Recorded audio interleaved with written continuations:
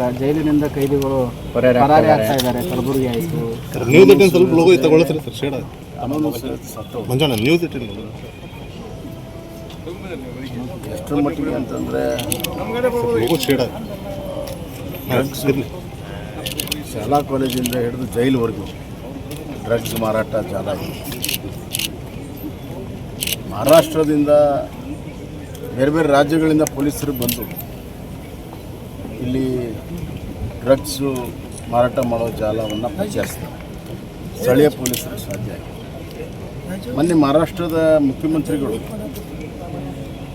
ಕರ್ನಾಟಕದಲ್ಲಿ drugs manufacturing centre ಆಗಿದ್ದಾವೆ, manufacture ಮಾಡಿ ನಮ್ಮಲ್ಲಿ ಮಾರಾಟ ಮಾಡ್ತಾ ಇದ್ದಾರೆ ಅನ್ನೋ ಒಂದು ರಾಜ್ಯದ ಮುಖ್ಯಮಂತ್ರಿ ಅದನ್ನು ಮಾತಾಡುವಷ್ಟು ದೊಡ್ಡ ಪ್ರಮಾಣದಲ್ಲಿ ಇಲ್ಲಿ ಡ್ರಗ್ ಆಗಿದೆ ಅಂತಂದರೆ ಈ ಸರ್ಕಾರ ಡ್ರಗ್ ನಿಯಂತ್ರಣ ಮಾಡಲು ಸಾಧ್ಯ ಆಗಿಲ್ಲ. ಮತ್ತು ಕೆಳಮಟ್ಟದಲ್ಲಿ ಪೊಲೀಸ್ ಇಲಾಖೆ ಒಂದು ರೀತಿಯಲ್ಲಿ ಡ್ರಗ್ ಪೆಡ್ಲರ್ಸು, ಡ್ರಗ್ ಸಪ್ಲೈಯರ್ಸು ಎಲ್ಲ ಗೊತ್ತಿದ್ರು ಸುಮ್ಮನೆ ಕುಂತಿರೋದು ನೋಡಿದ್ರೆ ಅವರು ಕೂಡ ಶಾಮೀಲಾಗಿದ್ದಾರೆ ಅನ್ನುವಂಥ ಭಾಳ ಸ್ಪಷ್ಟವಾದಂಥ ನಿದರ್ಶನಗಳಿದ್ದಾವೆ.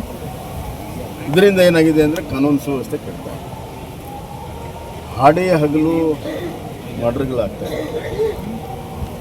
ಡೇ ಲೈಟ್ ಇವತ್ತು ಬೆಂಗಳೂರಿನಲ್ಲಿ ಒಂದು ಓಪನ್ ಆಗಿ ಮರ್ಡರ್ ಆಗಿತ್ತು, ಒಂದು ಹೆಣ್ಮಗಳು ಮರ್ಡರ್ ಆಗಿತ್ತು. ಈ ಥರ ನಿರಂತರವಾಗಿ ನಡೀತಾ ಇದ್ದಾವೆ. ಒಟ್ಟು ಕಾನೂನಿನ ಭಯ ಇಲ್ಲ, ಪೊಲೀಸರ ಭಯ ಇಲ್ಲದೆ ಮರ್ಡರ್ಗಳು, ರೇಪ್ಗಳು, ಗ್ಯಾಂಗ್ ರೇಪು, ಡ್ರಗ್ಗು ವಿಪರೀತ ಆಗಿದೆ. ಆದ್ದರಿಂದ ಮುಖ್ಯಮಂತ್ರಿಗಳು ಬೇರೆ ಎಲ್ಲ ಕೆಲಸ ಬಿಟ್ಟು ಎರಡು ಕೆಲಸ ಮಾಡಬೇಕು. ಒಂದು ಬರ ನಿರ್ವಹಣೆ ಮಾಡಬೇಕು, ಇನ್ನೊಂದು ಕಾನೂನು ಸುವ್ಯವಸ್ಥೆ ನಿರ್ವಹಣೆ ಮಾಡಬೇಕು. ಇಲ್ಲದೇ ಇದ್ದರೆ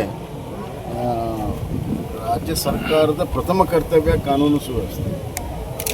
ಅದರಲ್ಲಿ ಸಂಪೂರ್ಣವಾಗಿ ವಿಫಲರಾದರೆ ಜನ ಮಾತ್ರ ತಕ್ಕ ಪಾಠವನ್ನು ಕಲಿಸ್ತಾರೆ. ಖರ್ಗೆ ಅವ್ರ ಕ್ಷೇತ್ರದಲ್ಲೇ ಜೈಲಿನಿಂದ ಅಟ್ಯಾಕ್ ಆಗಿತ್ತು.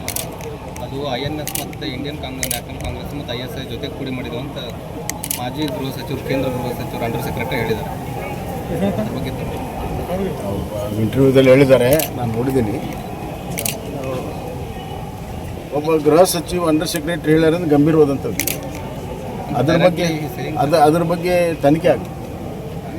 ಅವರ ಹೇಳಿಕೆಯ ಆಧಾರದ ಮೇಲೆ, ಅವರ ಹೇಳಿಕೆಯನ್ನು ಪಡೆದು ಅವರ ಹೇಳಿಕೆಯನ್ನು ಆಧಾರದ ಮೇಲೆ ತನಿಖೆ ಆಗುತ್ತೆ. ಸತ್ಯ ಹೊರಗೆ ಬರ್ತದೆ ಸರ್. ಬಿಡದಿ ಗಂಭೀರವಾದಂಥ ಬಿಡದಿ ಹೋರಾಟಕ್ಕೆ ನೀವು ಹೋಗಿಲ್ಲ?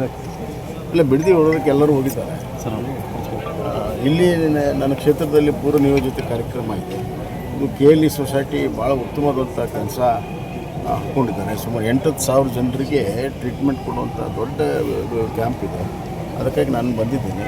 ನಮ್ಮ ವಿಚಾರಗಳೆಲ್ಲ ಹೇಳಿದ್ದೇವೆ ಈಗಾಗಲೇ. ಅಲ್ಲಿ ಏನು ಹೇಳಬೇಕೆಲ್ಲ ಹೇಳಿದ್ದೀವಿ. ಅದಕ್ಕಿಂತ ಹೆಚ್ಚಾಗಿ ಆ ರೈತರ ಜೊತೆಗೆ ನಾವಿದ್ದೇವೆ ಸರ್. ನೀವು ಬರ್ತಾರಂತ ಹೇಳಿದ್ರು ಸರ್ ನೀವು, ವಿಜಯೇಂದ್ರ ಅವರು. ಸೊ ನಮ್ಮ ವಾಂಗ್ಚುಕ್ ಅವರು 19 ದಿವಸದಿಂದ ಧರಣಿ ಮಾಡ್ತಾ ಇದ್ದಾರೆ. ಅಲ್ಲಿ ಕೇಂದ್ರದವ್ರು ಯಾರೂ ಸ್ಪಂದಿಸ್ತಾ ಇಲ್ಲ. ಈಗಾಗಲೇ ಕೇಂದ್ರದಿಂದ ಮತ್ತು ದಿಲ್ಲಿ ಸರ್ಕಾರ ಅವರ ಆರೋಗ್ಯ ವಿಚಾರಣೆಯನ್ನು ಮಾಡ್ತಾ ಇದೆ ಮತ್ತು ನಿರಂತರವಾಗಿ ಅದರ ಮೇಲೆ ನಿಗಾನು ಕೂಡ ಇಟ್ಟಿದೆ. ಆದಷ್ಟು ಬೇಗನೆ ಅವರು ಉಪವಾಸ ಬಿಡಬೇಕು ಅನ್ನುವಂಥದ್ದು ನಮ್ಮೆಲ್ಲರ ಇಚ್ಛೆ ಕೂಡ ಇದೆ ಸರ್. ಬಿಡದಿ ಕುಮಾರಸ್ವಾಮಿ ಮತ್ತು DK ಶಿವಕುಮಾರ್ ಅವರು ಏನು ಪ್ರತಿಷ್ಠೆ ಆಗಿ ಮಾಡ್ಕೊಟ್ಟಿದ್ದೆ, ಹಾಗಾಗಿ ವೈಯಕ್ತಿಕ ಹೋಗ್ತಾ ಇದೆ. ಖಂಡಿತವಾಗೂ ಮುಖ್ಯಮಂತ್ರಿಗಳು ಅದನ್ನು ಪ್ರತಿಷ್ಠೆ ತಗೊಂಡಿದ್ದಾರೆ, ಕಾರಣಗಳಿದ್ದಾರೆ. ನಾನೇನು ಹೇಳೋದು, ಆಯಿತು ಕುಮಾರಸ್ವಾಮಿಯವ್ರ ಕನಸು, ಕುಮಾರಸ್ವಾಮಿಯವ್ರ ಯೋಜನೆ ಇದ್ದರೆ DK ಶಿವಕುಮಾರ್ಗೆ ಯಾಕೆ ಇಂಟ್ರೆಸ್ಟ್ ಕುಮಾರಸ್ವಾಮಿ ಯೋಜನೆಯನ್ನು ಸಾಕಾರಗೊಳಿಸೋ ಸಲುವಾಗಿ? ಕುಮಾರಸ್ವಾಮಿ ಆಗಲೆಲ್ಲ ಹೇಳ್ತಾರೆ, ನಾನು ರೈತರ ಸಾಲ ಮನ್ನಾ ಮಾಡಿದ್ದು ಈಗಲೂ ಮಾಡಬೇಕು ಅಂತ ಸಾಲ ಮನ್ನಾ ಮಾಡ್ತಾರೆ. ಅವರು ಈ ಯೋಜನೆ ಬಗ್ಗೆ ಯಾಕೆ ಇಂಟ್ರೆಸ್ಟ್? ಇವ್ರದ್ದೇನು ಉದ್ದೇಶ ಇದೆ? ಇವತ್ತು ಕುಮಾರಸ್ವಾಮಿ ಕನಸನ್ನು ನೆನಸು ಮಾಡೋ ಮುಖಾಂತರ ಯಾರನ್ನ ಇವರು ಖುಷಿ ಪಡಿಸ್ತಾ ಇದ್ದಾರೆ? ಇವ್ರ ಉದ್ದೇಶ ಏನು? ಕನಸಲ್ಲಿ ಕನಸು ಕಾಣ್ತಾ ಇದ್ದಾರೆ. ಕುಮಾರಸ್ವಾಮಿಯ ಕನಸಲ್ಲಿ ಹೊಕ್ಕು ತಮ್ಮ ಕನಸನ್ನು ನೆನೆಸ್ಕೊಂಡು ಮಾಡುವಂಥ ಒಂದು ಪ್ರಯತ್ನ ಮುಖ್ಯಮಂತ್ರಿಗಳು ಮಾಡ್ತಾರೆ.